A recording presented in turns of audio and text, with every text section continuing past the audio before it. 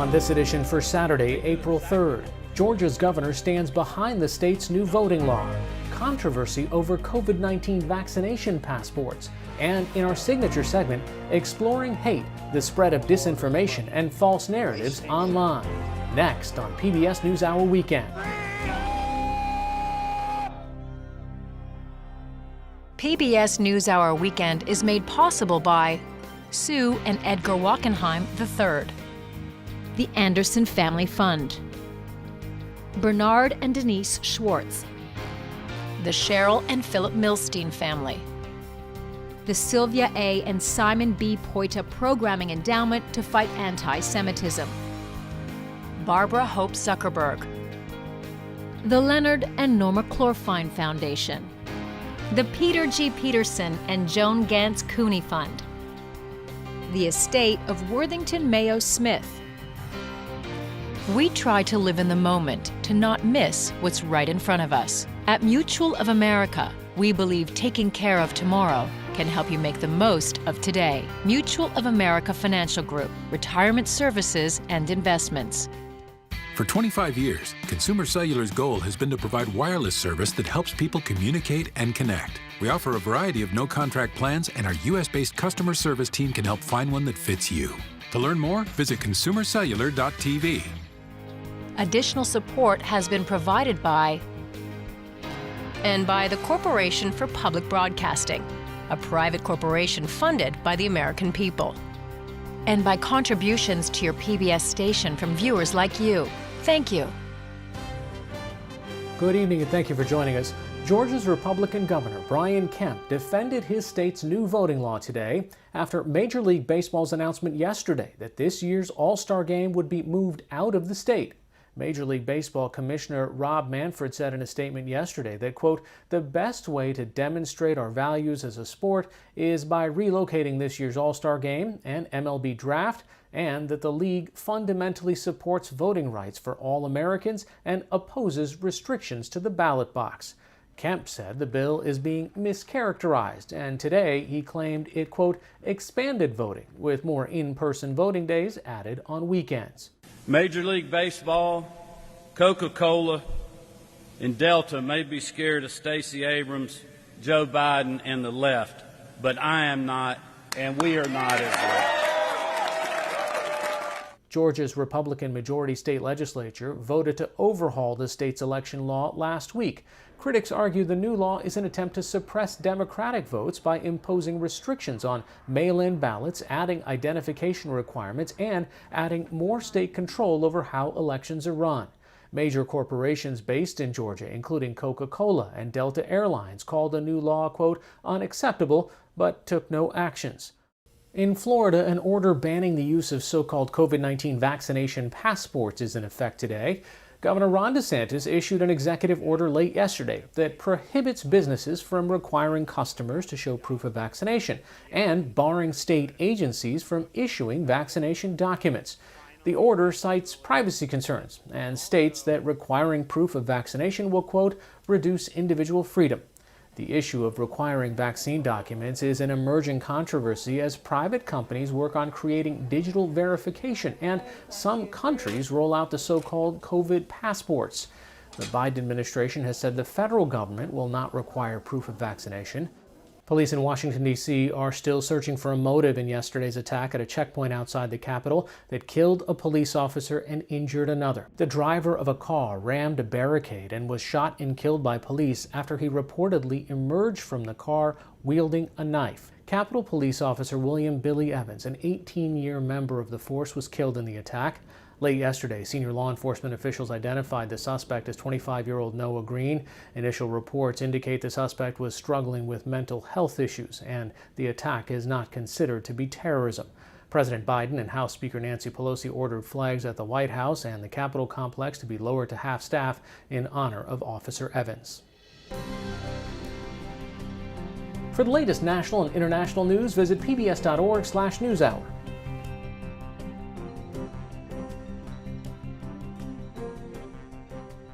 The trial of former Minneapolis police officer Derek Chauvin, charged with murder and manslaughter in the death of George Floyd last year, wrapped up its first week of testimony yesterday.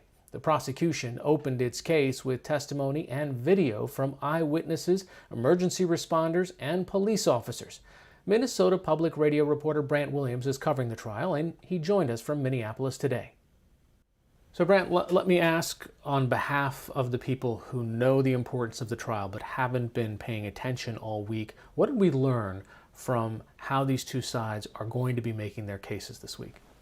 So the prosecution started off with laying out 3 or 4 kind of areas that they're going to focus on, with medical testimony to show that Chauvin was primarily responsible for George Floyd's death. They're going to rely on use of force experts to show that the force that Chauvin used was not approved by the Minneapolis Police Department and was actually dangerous force. And they're also relying on the video and eyewitness testimony. Now, the defense also laid out a plan. They're going to try to show that, no, it was actually drugs and prior heart conditions of George Floyd's that was primarily responsible for his death. And also that Chauvin was also following what police officers are supposed to do. And how is the city reacting, responding to the events that are happening on a daily basis, considering that it is the sort of epicenter that has had to deal with the ramifications from this event for so long? Well, it appears there's an extra layer of trauma involved here. Obviously, the young people and people who are at the scene expressed their feelings of trauma and how it impacted them. But we're also seeing that outside of that sphere, there are people around the city who are expressing their own feelings of re-traumatization, of not only just that initial event in May 25th of 2020, but to seeing the video played again over and over throughout the courtroom. And what do we know about what happens this coming week? So this week, we're expecting to see more testimony from law enforcement, particularly the chief of police, Medaria Arredondo, is expected to testify early this week. And we're also likely to start seeing some medical testimony, and perhaps even from doctors who treated George Floyd when he was taken to the hospital. Do we know what's happening inside and outside the courtroom? I mean, are the jurors paying attention, or how much attention are they paying? And what's the scene like outside on an average day? So this past week, we heard from pool reporters that jurors particularly took note of a couple different bits of testimony. One was some of the store video from Cup Foods of George Floyd in the store about 40 minutes before he would be basically declared, or basically, found to be unresponsive in cardiac arrest.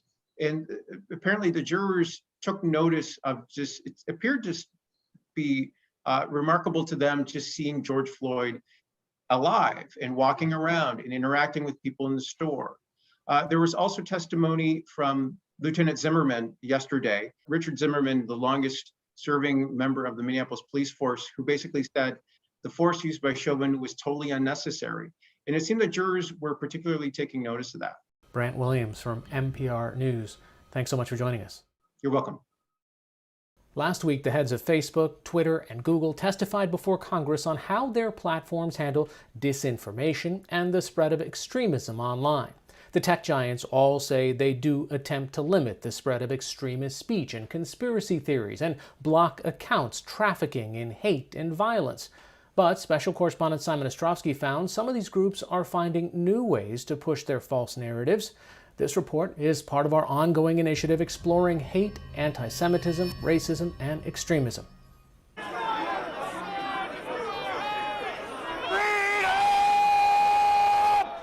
For many, the failed January 6th attack on the U.S. Capitol seemed like the high watermark for a dangerous cocktail of right-wing ideologies that flourished during the Trump era. But for hardcore supporters of the 45th president, the insurrection represented the beginning of a new resistance movement, a movement that's found new life on a platform all too familiar in the age of the lockdown, Zoom. Hi, I'm Judy from Nebraska. President Trump is going to act, and you need to help him act. You need to get yourselves ready, get food, water, and get your households in order. The military is getting called up. Conference calls like this one, recorded a week before the inauguration, feature both leaders of the so-called Patriot movement. Can you guys hear me? Hello? As well as thousands of rank-and-file adherents of the conspiracy theories that once teemed on Twitter and Facebook, dialing in from home. We're ready to take action. Thank you. You all need to get ready. Okay, just hold on. Hold on. We're going to do this. We're going to do this orderly. Moderating it all is Carla Dean Graves, an unassuming Kansas City family doctor and self-professed member of the anti-government John Birch Society, who first started organizing these Standing Strong Together conferences as Joe Biden emerged as winner of the 2020 race. Thank you so much. I want to tell everyone who is on the Zoom, we have almost 1,000 now. Jonathan Greenblatt is the CEO of the Anti-Defamation League. He told NewsHour Weekend that while necessary, the crackdown on hate speech and conspiracy groups on social media could have the unintended consequence of pushing extremists onto less monitored forums. We think it's very likely that you will see, while they move to other social media platforms, because the large ones finally now, after years, are taking some degree of action, those seeds have already been planted. And so they will organize through different media. They will find new ways to connect. While most Americans were appalled by the violent attempt to stop Congress's certification of the election result, participants of this call, which took place the night before Biden's inauguration, continued to discuss ways to derail his presidency. Now, I believe what General Flynn said, and I believe what Sidney Powell said. This still could be won by tomorrow. I don't want to go into the details, but President Trump, if he betrays us and he doesn't listen to those people and they don't do what can be done using the military, then he has betrayed us. We want him courage to go on and fight this thing, invoke the Insurrectionist Act, martial law if he has to. That's what General McInerney and I have been saying. I was in contact with General Flynn this morning. He's frustrated. Retired high-ranking members of the armed forces are a mainstay of the Zoom conferences and something akin to celebrities of the Patriot movement. They talk about politics using the language of an armed insurgency. The nature of the war that we're fighting has changed. We had air superiority prior to a few months back. We no longer have that. We don't have air superiority. We're fighting almost a guerrilla warfare. We're fighting a civil rights movement as an oppressed minority. And we got to have the same persistence and consistency over time that others have demonstrated. All pay deference to this man, Trump's former national security advisor, retired General Michael Flynn, who on January 5th, the eve of the insurrection, told a crowd, part of which would go on to attack the Capitol the next day, not to accept the election results. The members of Congress, those of you that don't have the moral fiber in your body, get some tonight, because tomorrow we the people are going to be here, and we want you to know that we will not stand for a lie. Guests frequently claim to have a direct line to Flynn, and before Trump left office, people inside the White House itself. This burnishes their standing among listeners. People wonder, how were people drawn into, the QAnon mythology? And the fact of the matter is that there's a lot of people with, what sound like very credible resumes, military intelligence, FBI, CIA, all of this, who had been promoting this. Dave Troy is an independent network analyst who tracks disinformation on social media. He believes high-profile, retired security officials play a major role in popularizing some of the more outlandish online narratives, especially among military veterans. And when somebody has, CIA after their name, they seem like that they know what they're talking about, and they're talking about, child trafficking and adrenochrome and whatever else. And it becomes a very compelling, argument to people to take this messaging seriously. This is concerning to the wider intelligence community, which has long warned that radical groups target veterans because of their military training. Security expert Elizabeth Newman served in the Trump administration as Assistant Secretary of Counterterrorism and Threat Prevention at the Department of Homeland Security. We really need to do a better job of both educating military members when they leave. They usually go through a whole series of classes when you leave the military. We need to make sure that we are educating them about the fact that they get targeted for recruitment and what to do if they do get targeted for recruitment. And we also need to help, I would argue, not just the military members, but their spouses and family members to learn the signs and indicators of an individual that might be being recruited into radicalized thought or mobilizing to violence. And if we can better equip the bystanders in their life, their spouses, their family members, their loved ones, we may be able to prevent that radicalization process from getting fulfilled. But you can hear General Flynn, our leader, the People's General, is putting out information to let us know that this election fraud is not over with. While January 6th may have made it harder for anti-government groups to organize on some social networks, their adherents have migrated to other platforms like teleconferencing, encrypted apps, and niche video streaming sites. On that side of the looking glass, the war against reality grinds on. We reached out to Zoom about this segment, and in a statement, a spokesperson said company policy prohibits abuse, threatening conduct, and the promotion or glorification of violence and violent extremism on the platform. They are going to review the facts and take appropriate action consistent with their policies. The full statement can be found on our website.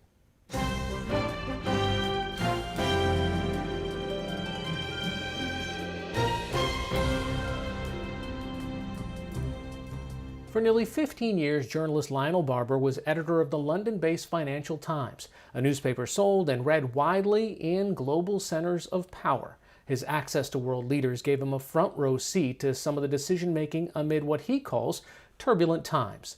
Since leaving his position last year, Barber has published a book based on his notes from his time as editor.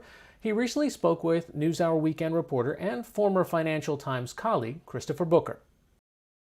The photo album Lionel Barber managed to assemble during his tenure as editor of the Financial Times is like a flipbook of global power. His 15 years running one of the world's most well-known financial newspapers brought a steady stream of interactions with CEOs like Disney's Bob Iger and world leaders like Gordon Brown, Vladimir Putin, and Donald Trump.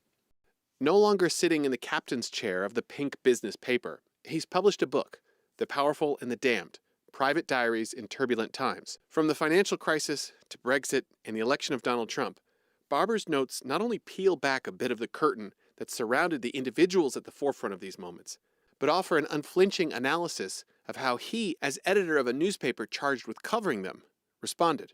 You detail a phone call early in your editorship from Hank Paulson. Hank Paulson is calling you from an airplane. He's just been nominated to be Treasury Secretary. You say this type of relationship would play a vital role during your time as editor. Why? I saw this, number one, as, look, he's the Treasury Secretary. I run one of the most important newspapers in the world. Knowing what is on his mind is very important. But I'm never going to be solely reliable on him. But I am going to get some information and I'll be able to pass that on to reporters, and I can tap in effect, to his network. Barber notes that Paulson was calling him as the Treasury Secretary wanted to use the Financial Times as a means of communicating to an influential worldwide audience. As you went through your notes, did your impression of power go through a dramatic change or transformation? I understood better, reading my notes, how power had fragmented. But there's a fundamental change in media power in the 14 years plus that I was editor. And then, of course, the other big change was that liberal democracies really were under threat from the populists and from the enemies of liberal democracies like Putin, who were employing completely different methods: cyber attacks, counterinsurgency, propaganda, or what Donald Trump likes to call fake news. What do you think holds more weight for your story? Those big, giant moments, Brexit, Donald Trump's election, the financial crisis, or all the moments in between that help kind of build the context of what it was to be the the editor at this institution. I was constantly aware of the big picture, and this book tries to convey that, globalization, and then the financial crash, the reaction, the political legacy, if you like, the backlash, the rise of populism. And then another sort of story and theme was the rise of digital, the digital revolution, which transformed media. But within that, I had access, and you mentioned some of the people, and I hate dropping names like Putin and Trump that I interviewed. So when I did that, I took extensive notes so that I had a cinematic sort of diary on big moments. What areas, if you were at the helm, where would you be telling your journalists to focus? I would be looking at the threat of inflation with all this debt around. At what point is monetary policy going to change? And even if it's a small change, uptick in inflation, it's likely to have a disproportionate impact on financial markets. So I'd certainly be looking for that.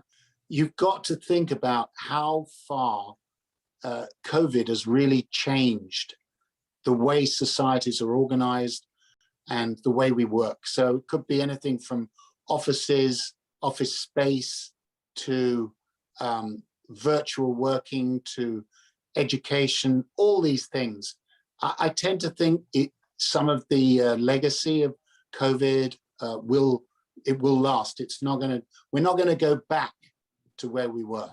And then you've got to just be focusing on China. China, the power of the Communist Party now beginning to start squeezing the giants, the commercial business giants like Jack Ma, and the whole US-China. It's not necessarily a Cold War, but it's an age. This is the two superpowers are now facing off, and how that plays out. Are you anticipating another debt crisis, particularly as it relates to, say, commercial real estate, as these offices don't fill up, as you have fewer tenants across all of these mega, fantastic cities? I tend to think that, history doesn't repeat itself. It might rhyme sometimes, but it's not the same. So we shouldn't look at a replica of 2008. But when people say to me, inflation has been banished, it's a new model. Anytime people talk about new paradigm, I start running for the hills, or at least my old editor's office. This is PBS NewsHour Weekend, Saturday.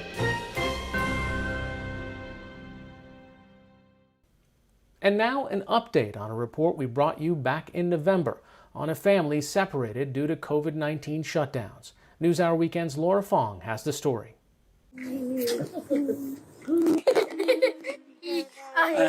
It was a reunion 8 months in the making. Just 2 weeks ago, Fiti Aina finally returned to his home in American Samoa after being separated from his wife Danielle and 6 kids.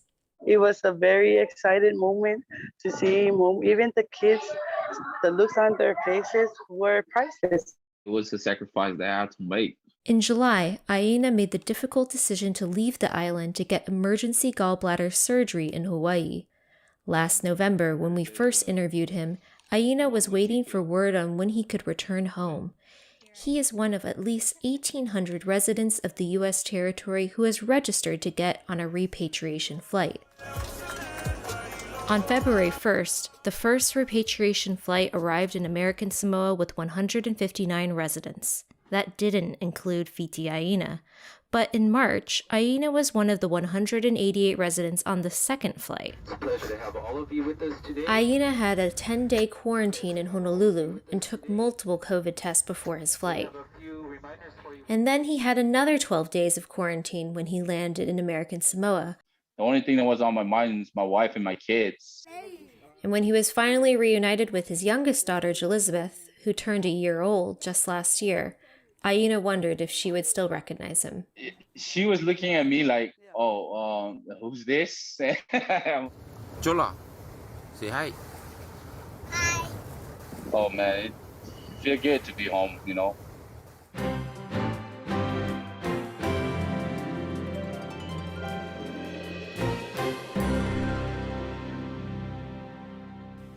That's all for this edition of PBS NewsHour Weekend. For the latest news updates, visit pbs.org/newshour. I'm Hari Srinivasan. Thanks for watching. Stay healthy and have a good night.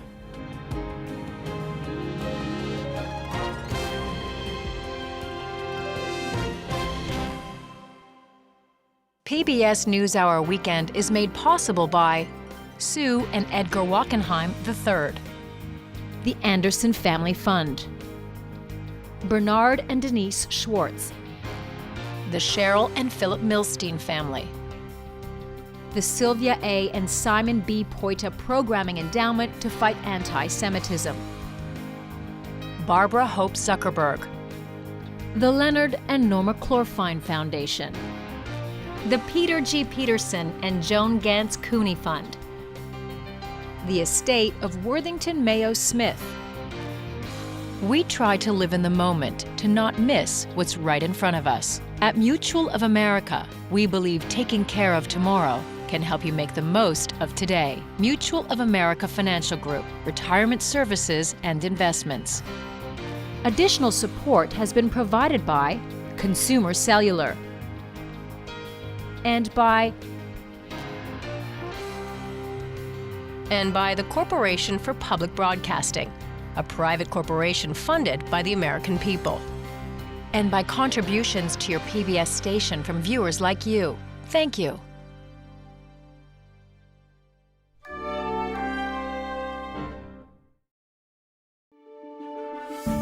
You're watching PBS.